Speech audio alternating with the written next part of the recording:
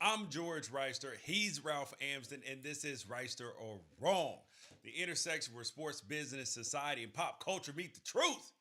So today, Kevin Durant and the Nets opened up a can of whoop ass on the Philadelphia 76ers and Joel Embiid. Oh my God, this made me so freaking happy. Jeff Gladney, former first round pick in 2020 with the Minnesota Vikings. The man got released last year and he was charged with assault. He got released immediately because the Vikings don't tolerate that sort of thing. He was found innocent and acquitted on all charges. Somebody looks stupid right now. Colin Kaepernick is working out, put out a video. He ready, man. And there's something in my gut that feels like he might get another opportunity this year. Finally, what happens when you try new things? And Ralph has some thoughts on the movie The Batman. So, spoiler alert, but that'll be at the end. So, continue listening to the podcast until we get to that point. I will announce a spoiler alert. But we will start, Ralph, last night. Few things have given me more joy this season in the NBA than what I saw last night. The Philadelphia 76ers hosted the Brooklyn Nets. The Brooklyn Nets haven't been playing all that great. James Harden and Embiid, hey, they're rolling. Everything's great. We're championship material. BS. I'm not buying it. James Harden can't win a championship, first thing, because he doesn't have high basketball character. May have high character out in his real life, but his basketball character is super low. And you don't get rewarded for championships with that. And last night, Kevin Durant, Kyrie Irving, Seth Curry were clearly hot as fish grease about what happened, and they went in there and just laid it on James Harden. He didn't show up. He didn't want any of the smoke. Joel Embiid did his thing. James Harden wanted no smoke. That's your guy, Ralph. You answer for him. Uh, it's gonna ruin the whole segment if I say it, but it was just a regular season game. So I don't know. There's a lot to be entertained by. It was a regular The season game, but you don't think it mattered to Joel Embiid? You don't think it mattered? And Ben Simmons actually showed up in the arena. You don't think it mattered to That was Philadelphia? interesting. That was interesting of Ben Simmons to show up to sit on the bench, and he took his medicine. Mm-hmm. And not he spent the whole game. They had the F Ben Simmons chant. They cheered him when he dunked in the layup line, which was funnier than the F Ben Simmons chant. They heckled him getting on and off the team bus. And I don't know if you saw this clip, but they had a man they had a man outside the stadium selling certified dickhead shirts Yes, I saw with that. and so definitely a lot of hype. The Nets just came off of Kyrie dropping 50 in Charlotte. So they've been putting it together even without Ben Simmons. This is really the Seth Curry revenge game. It should have been the James Harden revenge game, but he does have a propensity to disappear when everybody's watching. Some random Tuesday he'll go for 60, 15, and 15, and then in the in prime time you'll have a game like last night where he went 3 for 17 from the field and didn't hit anything inside the arc. He has been playing better though. He definitely has been playing better since he got to Philadelphia. But you had Kevin Durant and Joel Embiid jawing, and then the Nets blew out the Sixers in Philadelphia, which I don't think anybody could have predicted. That the Sixers just wouldn't even show up for that game. You had Sixers fans leaving early. And then you had Kyrie coming out and playing good teammate, which is like anything that happens to Ben Simmons happens to all of us. And I was Hey, like, okay, listen, well listen. then what's That's been how happening to much. your whole That's he how. believed That's how much that they hate James Harden and what he did. It has turned. Uh, it has changed Kyrie Irving's whole situation. They're like, no, he's the good teammate, bro. He's back no, out here balling. He was in do shape, you everything. do you know how hard and it hit everybody's ears to hear Kyrie Irving use the phrase "We're all in this together"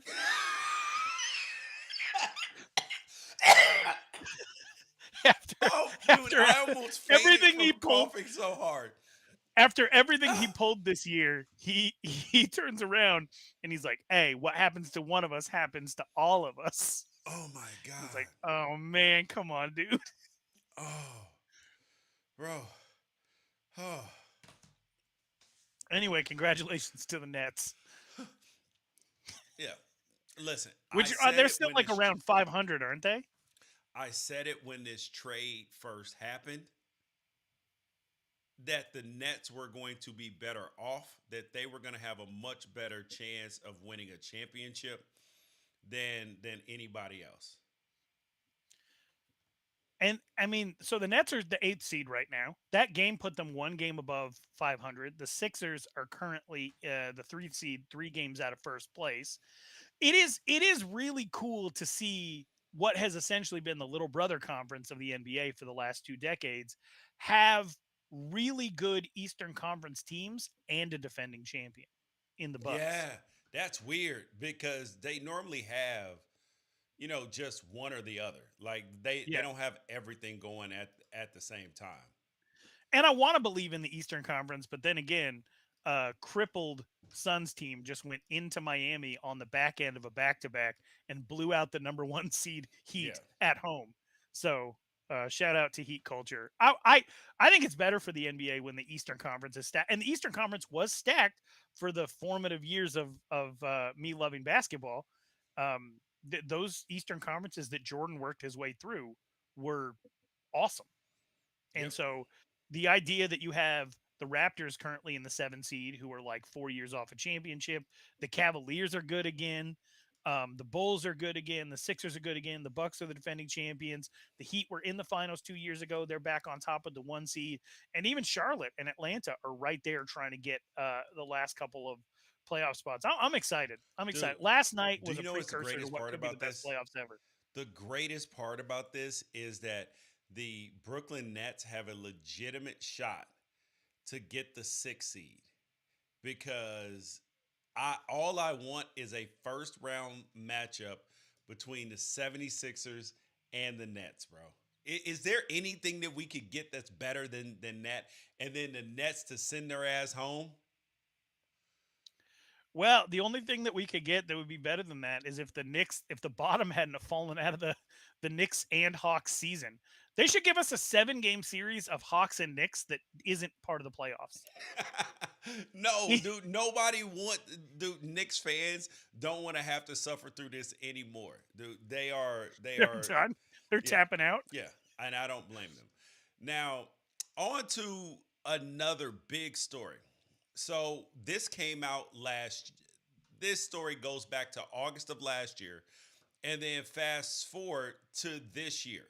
So, former Minnesota Vikings cornerback and first round draft pick in 2020, Jeff Gladney, was found not guilty Thursday by a jury after being indicted last year by a grand jury in Dallas on a felony charge after an ex girlfriend alleged that he assaulted her.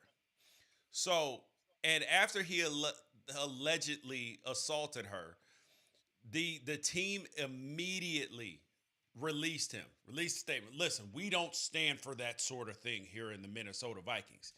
And this is why we get into these very difficult conversations because this wasn't a technicality.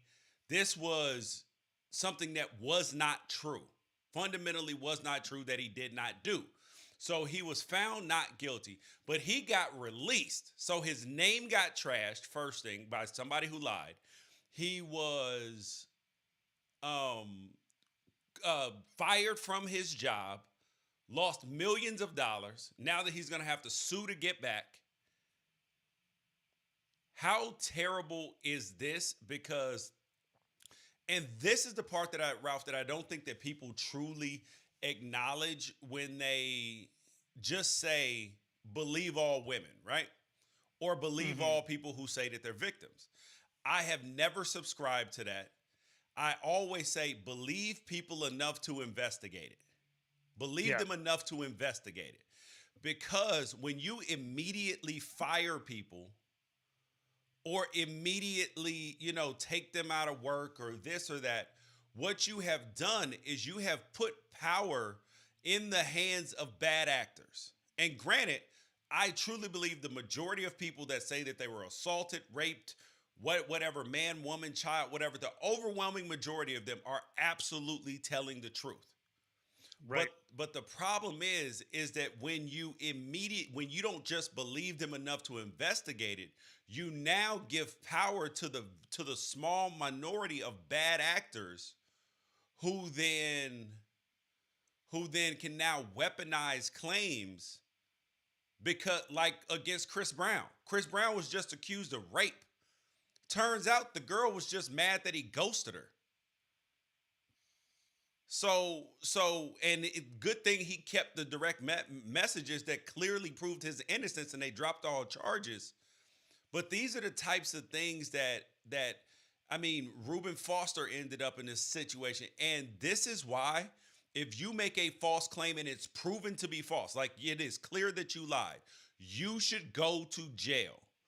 You should be prosecuted because that is the only way I think that you can even serve as a little bit of a deterrent. Because if you lied and we're going to blow up somebody's life, that is a crime. Right.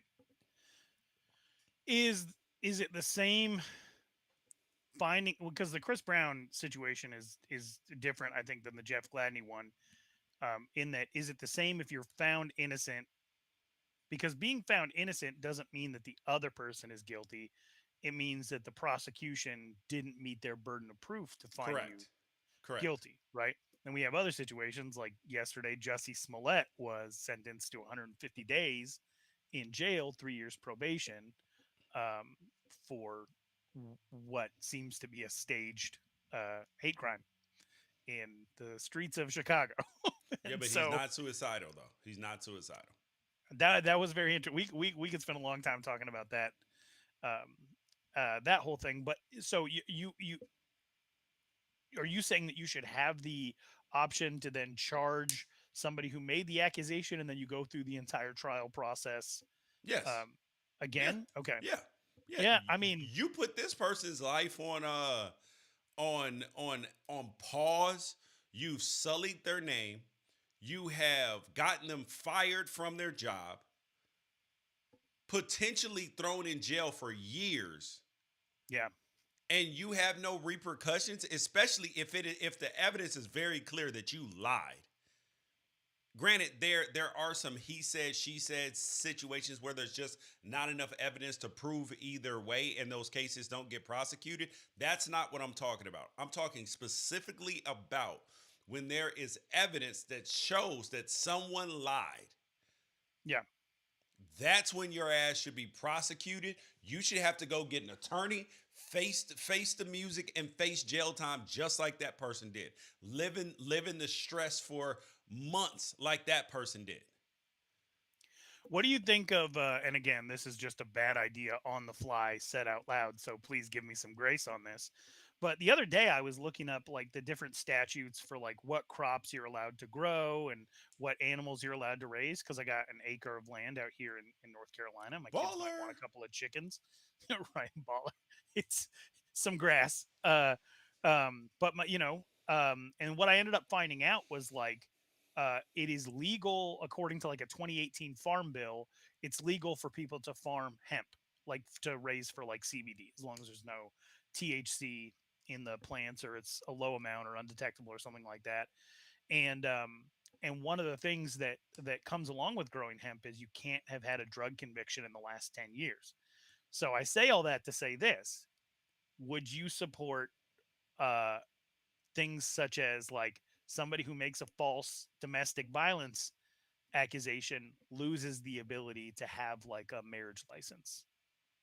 Because that's the same, like Damn. that type of, do you see what I'm getting at? So like Yeah. where there would be some type of thing of like, okay, you're making the risk of putting this out there, but if it's not true, then you could lose some type of privilege, but then you wouldn't want to be in a situation where somebody was assaulted, didn't have the ability to prove it, and then was punished for not having the Yeah, ability yeah, to no, properly prove it in a court of law. So I wonder what sort of thing, because it does need to be rooted out. It's terrible for victims of domestic violence and sexual assault to have the waters get muddied because there's enough people that just aren't going to believe them anyway, yep. and the cards are stacked against them enough to then have people come in and provide those examples of be like, well, see, this person lied, so maybe you're lying too. Yeah, and that's the hard part is that people will always hold on to the negative thing.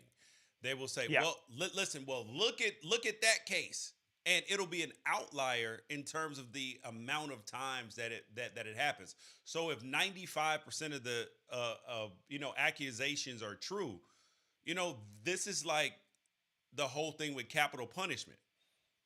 How many people have we seen wrongly convicted on death row? there's So about to be a woman in Texas put to get to death next month that is more than likely innocent. It yeah, still happens to this day. it's like, is that even the right thing to do? Like, I'm against it now because of that. And it's like, so is that one person being wrongfully convicted? Because we see people who've been wrongfully convicted spend 25, 30, 40 years in jail. And then we find out, oh, well, the person recanted 35 years ago. They recanted Right. and they said they lied. They admitted that they were under pressure or this or that, or my dad was whatever it is. And then they don't let them. It's easy to put you in jail, hard to get you out. So Yeah. that is entirely frustrating. So what do you think? What do you think should happen? Because I'm looking right now at the articles that came out when Jeff Gladney was released, and you have people that wrote opinion articles for like Score North. Jed Zulgad said releasing Jeff Gladney is the right move, but the Vikings should be questioned for taking him in the first place. There's a fan sided article by Adam Patrick. Headline reads Vikings made the right decision and left by releasing Jeff Gladney. And at the time, he was accused of like choking somebody multiple times over the course of 2 hours. What needs to happen? Does the NFL need to have like a criminal justice system list where No, the team no, doesn't waive you, no. but you get to go through the actual process? Or should we have grace as a society to allow someone to stay on a team while the legal process plays out? Okay. I have been a firm believer that and I know that this is going to sound bad, but I don't care. If a player is not in jail, he should be able to play. Period. Okay. Period. Because, first of all, sports is an entertainment business. Do we stop, all the musicians and actors from working that have had drug problems, accused of crimes, convicted of crimes, all of that? Do we stop them from working? It Do we depends on where stop they're at. politicians from working? It depends because we had Christopher Plummer replace Kevin Spacey in a movie. You also had Armie Hammer lose a movie deal with J Lo over accusations that he likes to like eat pieces of women or something like that. Like, so I mean, there are instances in Hollywood where that's the case. But if somebody has a job like delivering pizzas and they get a DUI and they're going through the adjudication process, they still get to go to work and deliver the But pizzas. that's what I'm saying is that it's this public, you know, farce of justice when if you want to live by the innocent until proven guilty model, you can't just throw people out of work because of accusations. Now it is totally different, right? Like Yeah. I do believe if there is evidence of it, like if the video comes out of Ray Rice, Hmm. I got no problem with if a team's like, nah, bro, I don't want no part of that. That I don't see a problem with. But the problem is when you don't have that sort of evidence and it's not clear what happened, then I think that creates a totally different situation. If you see, Yeah. if a video comes out of me smashing windows in a car and taking stuff out of that car, right? and then I Mhm. get arrested, and then Mad Dog or Sirius, they're like, yo, bro, you're fired, right? Yeah. That's okay, but they still needed to ask me, like, bro, why were you doing that? And because there may be a legitimate reason. And but you definitely need to investigate these sorts of situations. But the NFL is not the FBI, it's not the police, it's not the sheriffs, it's not the CIA, it's not any of these people. So these fake investigations that they do in fact finding, I do think that teams need information. But like Henry Ruggs, there's nothing that you can do.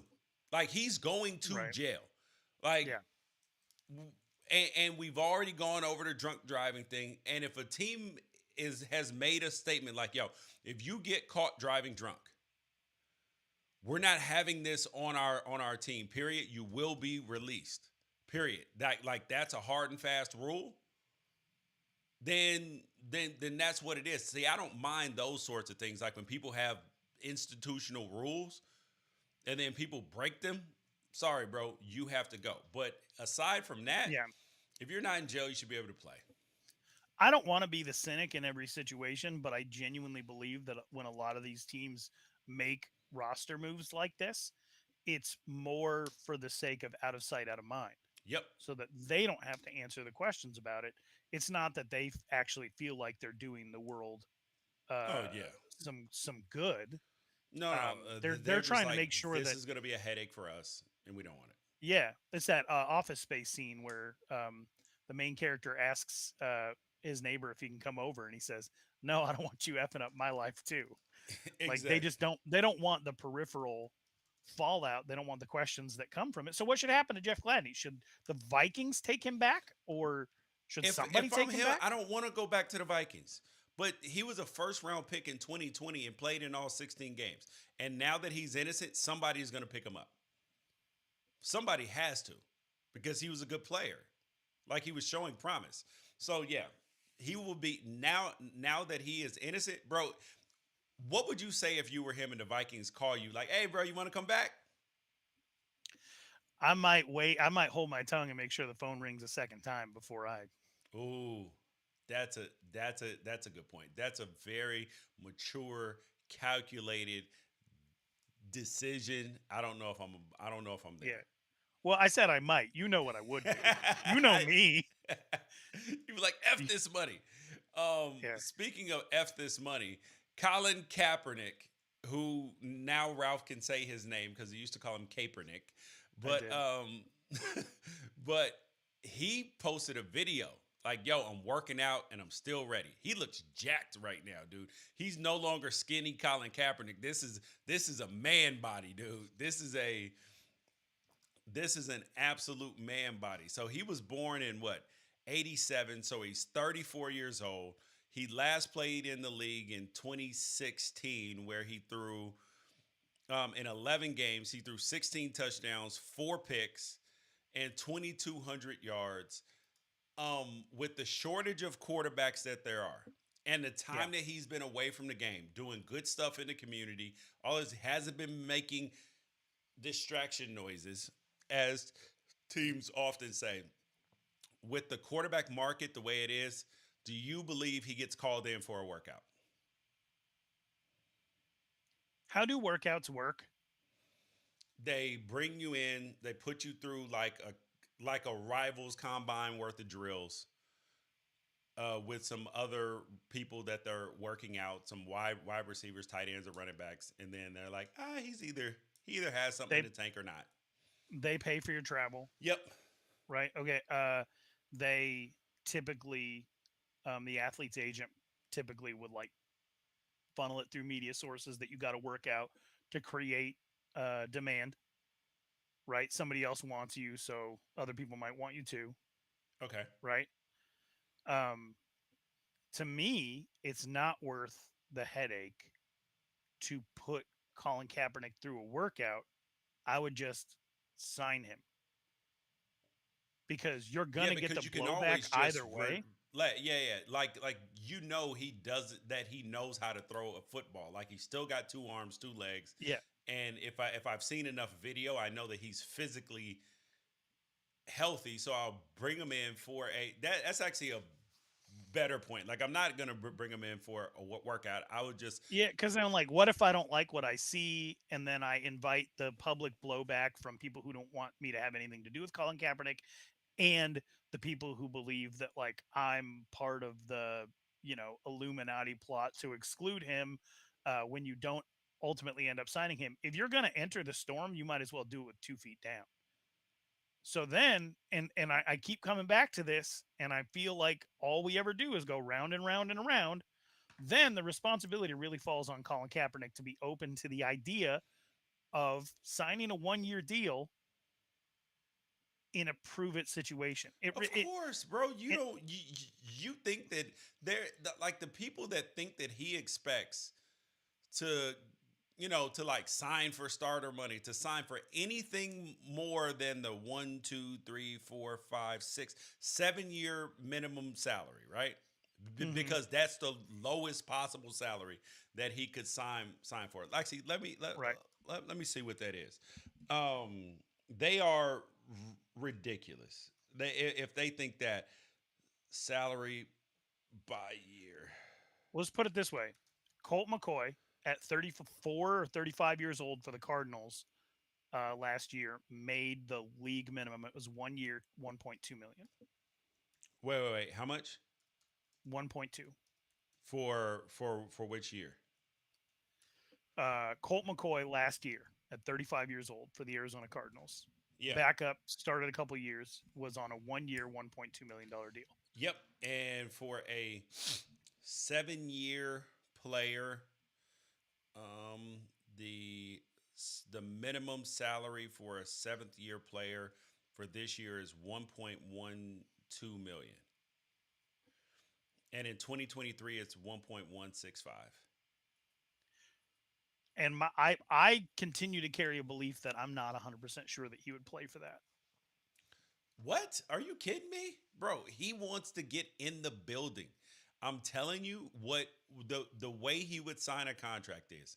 A minimum contract with some incentives if he ends up starting a certain number of games that bumps him up to like a, a maximum if he started every single game of like $10 million. Like, cause that's how backup Which is quarterbacks. what the Carolina Panthers gave Cam Newton after Sam Darnold got hurt last year. Yeah, $10 million. yeah, but except for his would be a minimum salary, but Right. then it escalates if he ends up playing. Like that's the way a lot of backup quarterbacks or most backup quarterbacks contracts are slotted, like to where they get a Yeah. significant bump in pay if they end up starting the whole season. He just wants to get in the building at this point in time, and I think it is going to happen. Now, Where? Where? Where? Because I just mentioned Carolina. I think that'd be the perfect fit. I see Mina Kimes floating Seattle as a Seahawks fan Seattle to needs a give him a shot. quarterback. Carolina needs a quarterback. The Steelers need a quarterback. Do you have him back up Davis Mills? No, no. You don't think so? Because if Davis Mills is bad, there will be a little bit of pressure to To make put the Colin switch? in. Yeah. And you want Colin to be able to just, have some time to back up or compete for the starting job. And if he doesn't win it, cut him. Like that's like I have no problem with bringing him into camp and seeing what he's got left. And if he's not, then all right, move on. But there are so many teams that need so many quarterbacks, and they're freaking Yeah. bad, like bad. And there's very little in the draft in terms of upper tier, bro. You don't Yeah. have a choice at this point in time, and this is where the league may be. And the Um, Vikings owe us one after the Jeff Gladney thing, so it might as well be them. hmm. Put Kirk Cousins and Colin Kaepernick in the same locker room. Let's see what happens. Oh Lord have mercy. Lord have mercy. All right. This is a topic we've been trying to talk about for a couple of shows, but the other shows were so jam packed we didn't get to it. That is trying new things.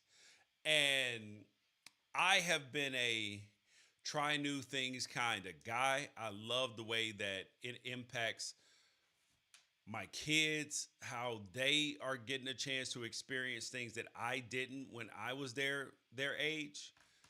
Quick Like, question: are you using the word "new" as a synonym for the word "white"? yes, yes, white people things. And this is funny because I remember Steve Harvey. He did a um a comedy show maybe like 15, 20 years ago almost. And he was like, white people have wonderful weekends. They go jet skiing, they go parasailing, they go, snowboarding, they go shuffleboarding. He was like, they have wonderful weekends. And he was like, black people, man, we just trying to make it through the weekend, have so we can get charged back up for Monday, take off all the stress. And this is the way that, as a black person, particularly when you grow up in certain areas, this is what you are learned and taught, which is that, listen, these are things that white people do. This is why when you see something that happened, like like like um like man gets mauled by bear after jumping in bear pit. Like, that was not a black man unless he was pushed. You know what I mean? So so it's like, man goes,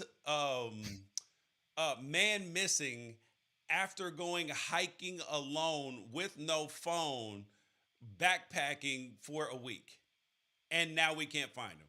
What does that person look like, Ralph? A guy named Chet. Yes, exactly. So, you know, like just some of these things. And when I was in college, I was first asked. Somebody said to me, "Joe, George, come with us. We're gonna go tubing." I was like, "What the hell is tubing? What is tubing?" And they said, "You hook an inner tube up to the back of a boat and they pull you." I was like, "I don't understand. Like, I don't like I don't understand." And they explained to me further, and I was like, "Okay, cool." So I went. I was like, "Bro, please don't let me die doing this." And I did it, and I was like, "Oh my god, white people do this because it's fun." And and then within the same year, probably, I went snowboarding for the first time. And I was like, "Oh my God, I see why white people snowboard. This shit is fun." And then little bit later, they were like, "Hey, yo, George, come floating down the Willamette with us. Come float the Willamette with us." I was The like, Willamette. "What does that mean?" They're like, "We're gonna get in the inner tube and we float down the river, and then we get out and drive back home." I was like, "I don't understand the logistics of this. If we're gonna float for a couple hours, how are we gonna get back?" They were like, "Oh my God, George, you drive down, you drop the cars off at one end, and then you drop cars off at the other end, and then you and I was like, "How long does it take to float?" They're like, "A couple hours." It's like, "Oh God, I don't understand." But okay, did it. Amazing. And then a couple years after I left, one of the players, one of the players drowned in the Willamette. No, And I was no. like, "Oh God." So so white people things are fun things, but they also are dangerous things. Sometimes. But they're fun though. Sometimes, yeah. But they're fun. Hmm. I mean, I get on dirt bikes, I freaking jet ski, I do, and adventurous things, dune There is a buggying, and mindset. There is a mindset that if your life does not come with a preset standard amount of adversity, that you have to go and find it. So like if getting to school in the morning isn't a death defying thing, then you might find yourself in a squirrel suit jumping off a cliff. Because I do think that it is inherent in mankind to need to overcome. yeah, And I think that it's just a theory, but I do think that there is a lot of privileged recreation that replaces what some people experience as inherent risk. yeah, I don't think it's that cut and dry. I think some fun stuff is just fun, but there are a lot of people out there risking their lives who don't have to worry about paying bills, and that has always blown my mind because I always thought that getting out of a period of adversity, the point of The point of that was to be able to kick back and relax. But let's talk about what you actually did this last weekend, because you actually did something that I grew up with. It didn't really sink in with me, but my dad and brother spent every weekend doing what you did last weekend.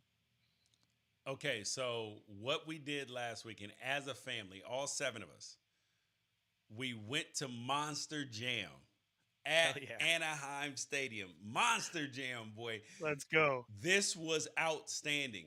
And this came about from a couple ways. First thing, my 2.5-year-old son, there's nothing he loves in the world more than monster trucks and cars. I mean, he watches them on Blippy. He'll watch the Monster Jam on there.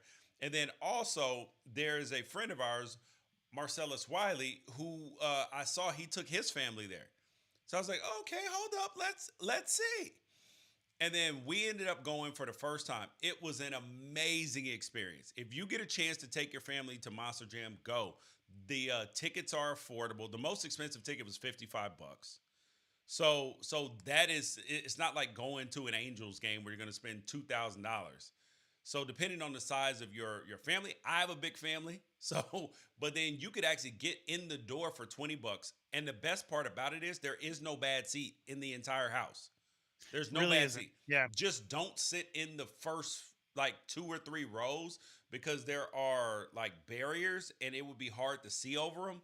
So I Plus, you're gonna eat some dust. yeah, and it was fantastic, dude. And then when you looked at the demographics there, at least here in California at Anaheim Stadium, it was mostly white, but Yeah. there was people of all types of backgrounds. Just in where we were in the part of the stadium, I saw at least 20 black people, which is more than I expected to see. And it was because sometimes motorsports has felt in the past like an unwelcoming place for black people, particularly Hmm. NASCAR events. And now NASCAR's done a much better job. You you go, Zombie has a black driver. There's women driving. There is people of other nationalities, and it's made it so inclusive that the drivers are good, no matter what race, color, creed they are. And then so people have and then you get to vote on who wins. Like you literally get a say so in the outcome of the event. It is fantastic, and I would recommend it to anybody. It is family friendly. Take some earplugs for your young kids, or if you have or headphones, or if you have sensitive ears, because it is extremely loud, but it is And that fun, does, dude. it really improves the experience to have those little foam earplugs in. I didn't use them, but I loved it. Loved it. Can't wait to go back. Actually, considering going to the World Championship in Orlando, Florida. So they had the championships about 10 years ago in Las Vegas, and it was the 30th anniversary of Gravedigger. Yeah, And they brought every model of Gravedigger out and crashed every single one of them. And Dennis Anderson, the original dude, Gravedigger, his son broke his arm, and it was just like the entire thing was they just incredible. But had that. It's like yeah, the 50th anniversary of Gravedigger or 40th anniversary of Gravedigger or something like that. Dude, yeah, it's yeah, super yeah. dope. And I remember collecting them as a kid. The Bigfoot. There was like an Yes, El Toro that Bigfoot's had not around big anymore. I don't horns. think. No, he's not. They have one called like Barefoot. But if you liked that, then I have a friend who his name's Mike Cobb. He runs a business called Integrity Electric out of Arizona. Awesome guy. But he actually sponsors a motocross team. If you liked monster trucks, we got to get you out to those like high flying, like two Well, 4-stroke engine like they did the motorbikes motocross flying through the air. prior to They did. the yeah prior So to the fun. oh yeah, dude. Those dudes are nuts. They I get so much air. I love it. Like I grew up around it. My dad's a gearhead. My brother's a gearhead. They go to the sand dunes. They take a rail car. They go like every single weekend when it's nice weather. It just kind of skipped me a little bit. I had other things that I was interested in, but I do think it's something that everybody should try once. I've taken my kids a couple of times, and I can't imagine going by myself. It's such a cool family to be able to like see the awe on your kid's face. Um, but I also tried a new thing this last weekend. oh Uh, yeah. I went to my wife for my birthday got me tickets to the opener for Charlotte FC, the new expansion team in Major League Soccer out of Charlotte. And it was the largest MLS crowd in history, over 74,000 74,000. people. Yep. Yeah. Michelle Thompson from The Voice, she sang the national anthem. Her mic went out after one sentence, and all 74,000 people sung the anthem together. It was so cool. And then Charlotte lost 1-0. I got up to use the bathroom in the 76th minute and missed the only goal, which feels like the most soccer thing ever. But like, I noticed about 5 years ago that Atlanta had turned into a Oh, soccer town. yes. They sell out Mercedes-Benz Stadium sells out every single game, and so I figured like there's this appetite for it. And this was another one where like the racial makeup, the generational makeup of the crowd, it was all over the spectrum. Yeah. There's a ton of people from Brazil in Charlotte, and so like you could see this was like their night. They came out in full force, and live sports that don't have much scoring are actually like the most intense because every moment is meaningful. You can go to an NBA game where they score a total of 250 points, and as long as you're there for the fourth quarter, you can socialize through the rest of it. But in soccer or hockey, you might only get to one goal or none. Yeah. So you got to be locked in the entire time. And it was a good time, man. Have you been to a big time soccer match? Nope. Never. I See, I also want to would go to like highly the World recommend. Cup and all, dude. That would be awesome. Cause I like seeing, I like watching soccer, but only when the stakes are very high. Whenever Yeah. you cannot end in a tie, I'm in. That's when I'm in on soccer. So my next white people challenge for you, George, and you actually had me do like a goal-oriented vision board, and this is on there. I'll show it to you a little bit later. But is I want to see you in a cowboy hat in my hometown at the rodeo. Second week of July, we got to make it happen because I make a pilgrimage back to Wyoming every year to go to my hometown, go to rodeo.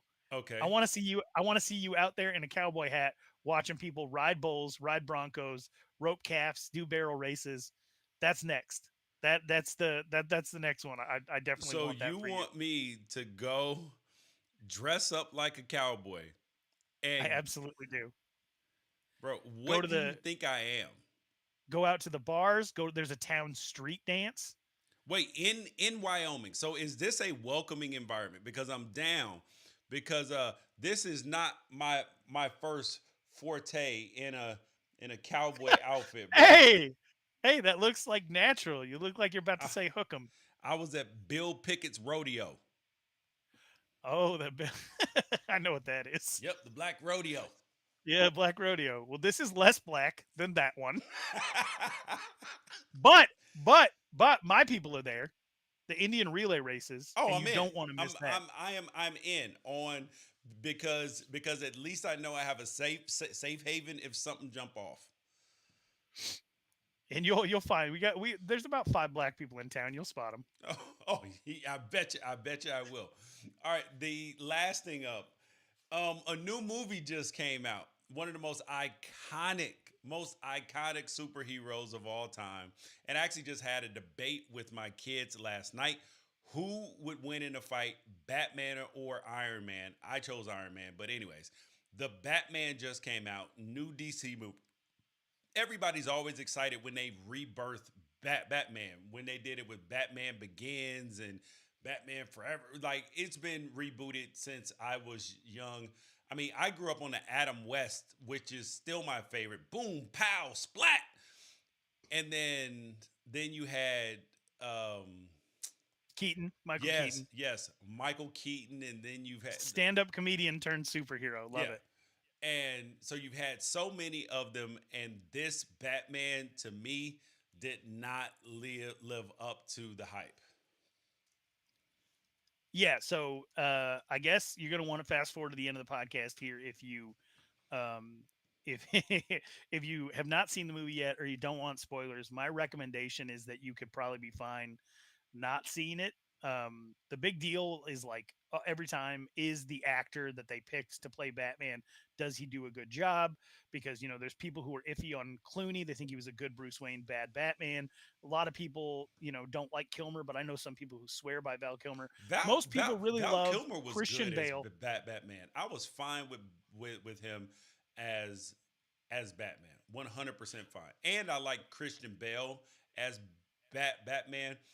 Was not in on the Ben Affleck Batman though. So I think most people are 1 and 2 with Keaton or Bale in some order. Yeah.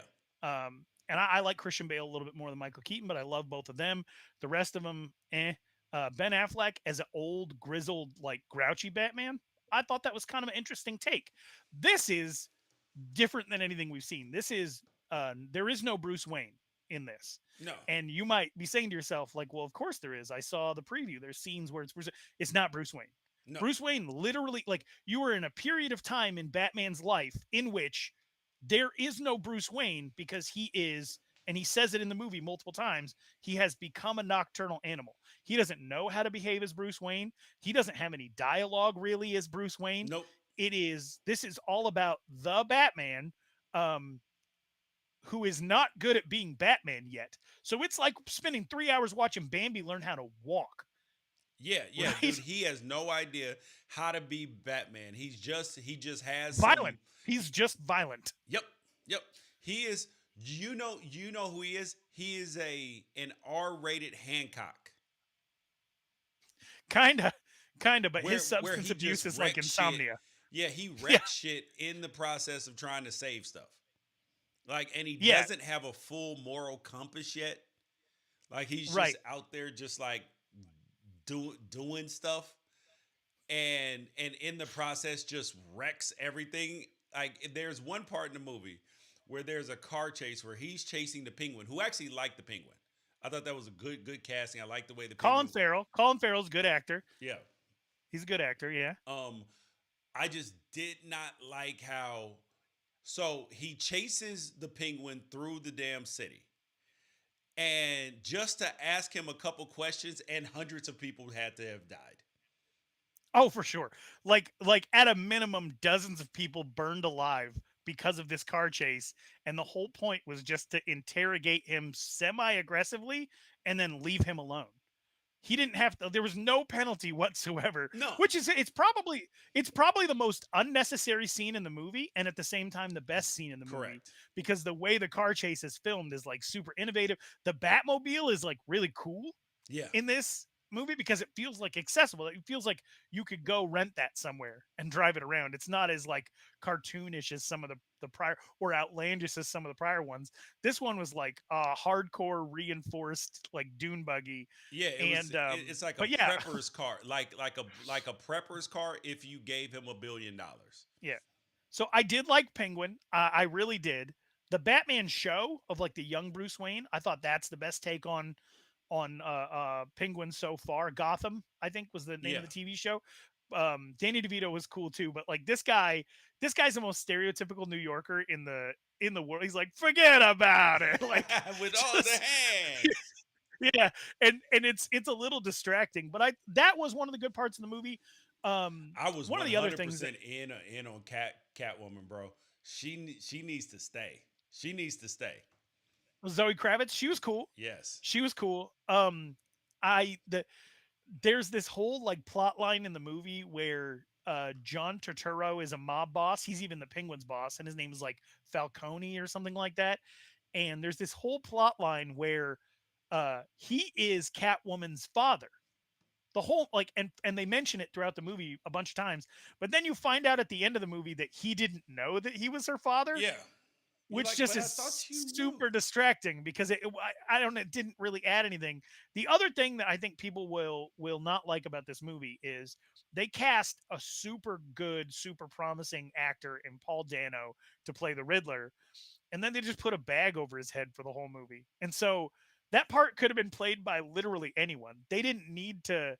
In fact, there is somebody in this movie who is known throughout Hollywood for playing characters that are just a physical presence. And it was Alfred.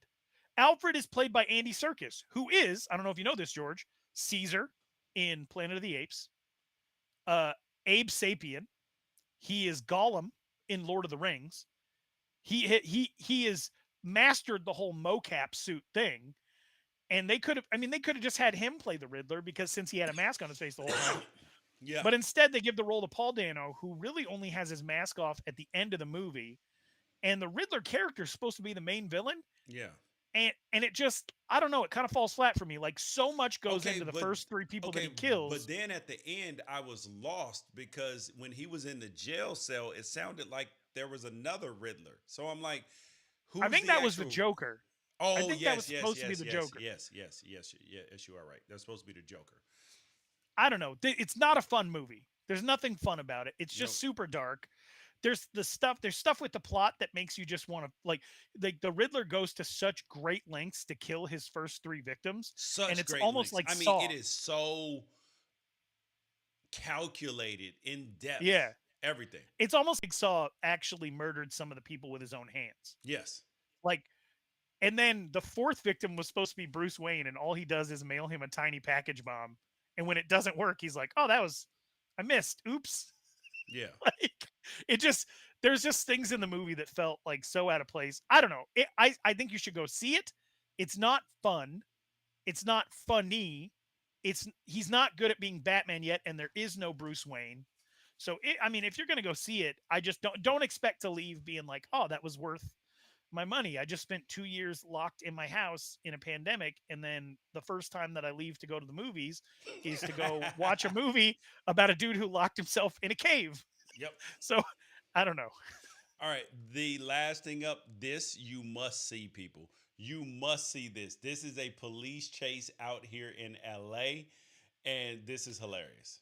Law enforcement, and this is one of those things, law enforcement, they have to keep these people safe, and then you can see it right there, the suspect trying to get into somebody's property or still trying to hide, but doing a very, very poor job of it right there. LAPD coming to a stop.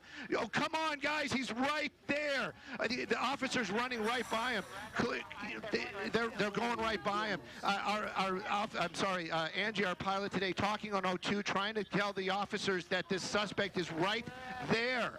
And again, you just saw that. Oh my goodness, I just feel so bad for those officers making their way back now. It's the blue car. There we go. Somebody's getting the information. Somebody's got to be getting the information. Keep coming around, Ange. Keep coming around. Keep coming around. That suspect, unbelievable. We're watching this live, and you have to understand that these officers, they don't know what the information that we know. But again, that LAPD helicopter just arriving. There you go. Some of those officers must be getting that information. There you go. There you go. And now that suspect going into custody. Wow. Wow. And they haven't seen him yet. This is unbelievable. There we go. Oh my gosh. Sorry.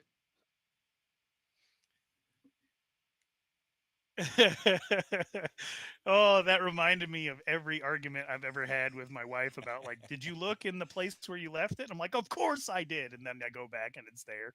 Yep. Oh. That's the opposite in my house. I'm the Oh, did you check the Yep. did you check the place you left it? You're that guy? Yeah. You're the villain then. Exactly. No, what you're supposed the nice thing to do is say, where did you leave it? And then you go check. And then you could be the one that finds it, and or the person that just puts it in your pocket and lets that person freak out for 20 more minutes. Exactly. Exactly, bro. All right. You guys, that is Reister or Wrong for today. I'm George Reister. He's Ralph Amsden. Peace out. Catch you guys next week.